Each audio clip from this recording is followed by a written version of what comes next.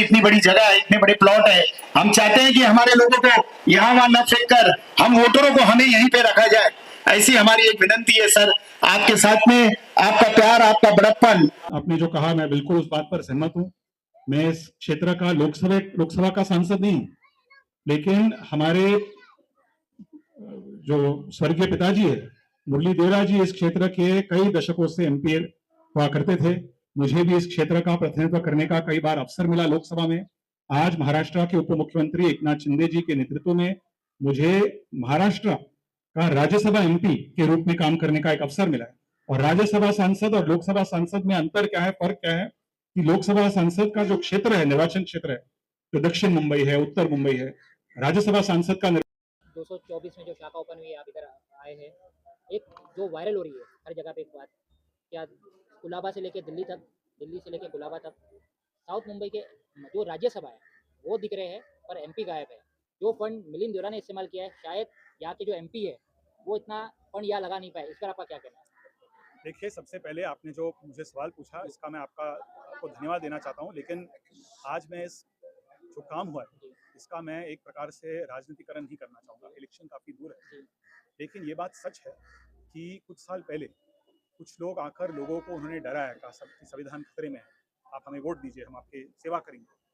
और आज 2 वर्षों के बाद बहुत अफसोस की बात है, क्योंकि इस हल्के के लोगों से हमारे बहुत पुराने ताल्लुकात हैं, बहुत पुराने संबंध है। मेरे स्वर्गीय पिताजी मुरली भाई देवरा इस क्षेत्र के सांसद हुआ करते थे, मैं अनेक बार चुनकर आया हूँ। और लोगों को जिस प्रकार से उनकी अटेंशन को डाइवर्ट किया गया केवल वोट लेने के लिए, सांसद बनने के लिए, बहुत अफसोस की बात है। और आज लोग स्वयं सवाल पूछ रहे हैं कि जिन लोगों को हमने चुनकर पार्लियामेंट में भेजा वो कहाँ है। मैं मानता हूँ कि जो मैंने अपने भाषण में कहा, मैं उस बात आपके माध्यम से भी कहना चाहता हूँ कि दक्षिण मुंबई मेरे लिए जन्मभूमि है, कर्मभूमि है। और दक्षिण मुंबई के नागरिकों के साथ हमारा एक बहुत गहरा लगाव है। इस पर हम राजनीतिक दृष्टिकोण से नहीं देखते। हम नहीं देखते हैं कि हम सांसद है या ना है। हमारे यहाँ जितनी भी ताकत है, उस ताकत का उपयोग, उसका इस्तेमाल यदि हम जनता के लिए कर सकते हैं तो हम करना चाहते हैं। और 224 जो वार्ड है, यहाँ मैं मानता हूँ कि मैं अनेक दशकों से देखता हूँ कि मुंबई के सबसे जो ज़रूरतमंद लोग हैं, सबसे मेहनती लोग इस क्षेत्र में रहते हैं। यहाँ बहुत सारी झोपड़पट्टियाँ हैं। मुंबई पोर्ट ट्रस्ट का बहुत बड़ा लैंड होल्डिंग्स है यहाँ। यहाँ के लोगों को न्याय देना, ये मैं मानता हूँ कि हमारी राज्य सरकार, केंद्र सरकार, हमारी पार्टी, मेरे स्वयं की जो हमारी जो विचारधारा यही है। और आज जिस प्रकार से लाड़की बहनों को हम महाराष्ट्र सरकार की ओर से, शिंदे साहब जो मुख्यमंत्री हुआ करते थे उनकी ओर से हम लोगों को हर महीने 1500 रुपये उनके अकाउंट में जमा कर रहे हैं, उस पर भी हम कभी भी भेदभाव नहीं करते हैं कि आपका धर्म क्या है, आपका जाति क्या है। केवल एक सवाल पूछते हैं, आपकी आर्थिक स्थिति क्या है।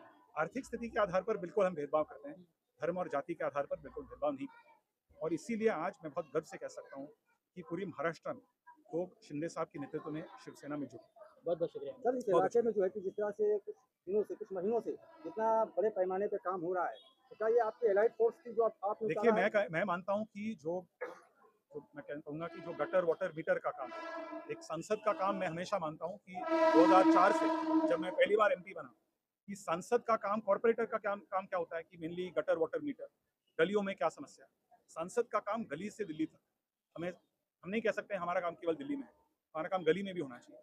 और आज जिस प्रकार से दक्षिण मुंबई में इस वार्ड में, दूसरे वार्ड्स में वाटर गटर मीटर का काम तो हो ही रहा है, लेकिन इसके साथ साथ बहुत बड़े पैमाने पे जो बहुत बड़ी मुसीबत थी लोगों की कि हाउसिंग, हर एक की ख्वाहिश है, हर एक की इच्छा है कि हम झोपड़पट्टी में रहते हैं या चौल में रहते हैं, हमारा जब झोपड़पट्टी या चौल का जब रीडेवलपमेंट होता है, हमें एक परमानेंट बेसिस पर घर मिलना चाहिए, ओनरशिप बेसिस पर घर मिलना चाहिए।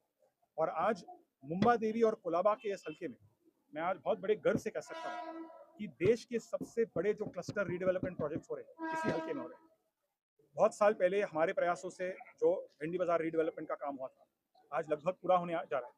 इसके साथ साथ कमाठीपुरा का रीडेवलपमेंट भी हम बहुत आगे ले जा रहे हैं। कमाठीपुरा रीडेवलपमेंट में 8,500 परिवारों को उसी क्षेत्र में, उसी कमाठीपुरा में ट्रांजिट अकोमोडेशन दिया जाएगा। पहले क्या होता था, लोगों को का जब बिल्डिंग बहुत जर्जर होता था, लोग बिल्डिंग गिराया जाता था, उनको ट्रांजिट कैंप ओशीवारा या बोरीवली में भेजा जाता था। आज हम उसी क्षेत्र में उनको ट्रांजिट कैंप दिया जाएगा, उसके बाद उसी क्षेत्र में उनको परमानेंट बेसिस पर, ओनरशिप बेसिस पर घर दिया जाएगा। और सबसे बड़ी बात जो है जिस पर मुझे बहुत गर्व है, क्योंकि हमारे प्रयासों से काम हो रहा है, कि नोडल एजेंसी कौन है, कोई प्राइवेट डेवलपर नहीं है, भाड़ा है। आज जो किराएदार है, जो भाड़ेकरू है, झोपड़पट्टी में रहने वाले भाड़ेकरू हो या चौल में रहने वाले भाड़ेकरू, उनको किसी प्राइवेट डेवलपर पर विश्वास नहीं, उनको SRA या म्हाडा पर विश्वास है, सरकार पर विश्वास है। तो सरकार के माध्यम से कमाठीपुरा का हम रीडेवलपमेंट कर रहे हैं। बहुत तेजी से रीडेवलपमेंट होगा। जल्द से जल्द लोगों को ट्रांजिट कैंप दिया जाएगा। जल्द से जल्द लोगों को 600 स्क्वायर फुट परमानेंट मकान ओनरशिप बेसिस पर दिया जाएगा। तो यही बड़ा काम हमें मुंबई में आगे ले जाएगा।